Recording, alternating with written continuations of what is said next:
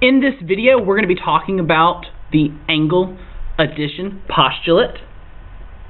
This is very similar to the segment addition postulate, only with angles.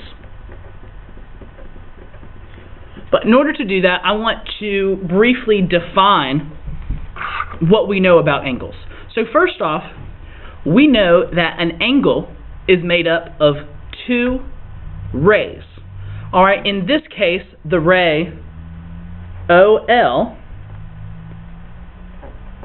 and ON make the angle LON. Notice with geometry terms, it's very important that we know how to name our different figures. So notice how when I wrote the name for the ray OL, I wrote O as my endpoint going towards L.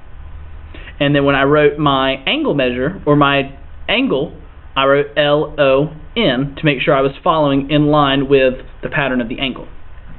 So in this example, the vertex of my angle is O, while the sides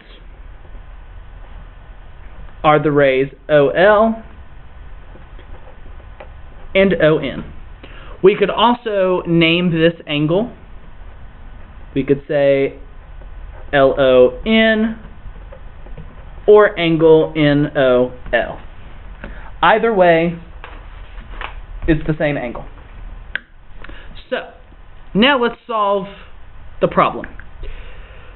The angle addition postulate tells us that if you have one or two angles that make up one angle, that the measure of those two angles will add up to the measure of the whole angle. So looking in this context, we see that angle LOM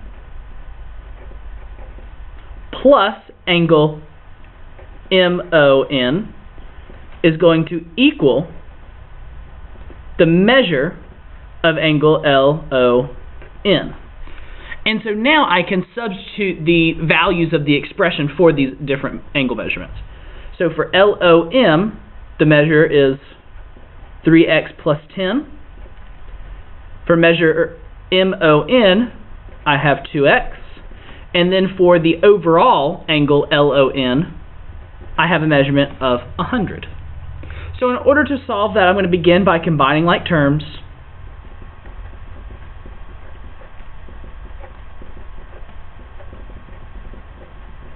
And then to isolate x, I'm going to divide by 5.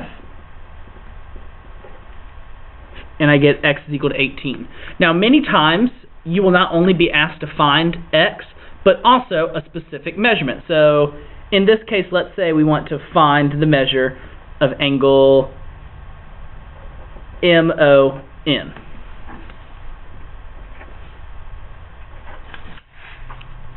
So in order to do that, I'm going to write the expression of the angle measurement, which is 2x. But instead of writing x, I'm going to substitute the value I found for x, which would give me an angle measurement of 36. We're going to use this postulate in solving a lot of different algebraic problems with angles. Thanks for watching.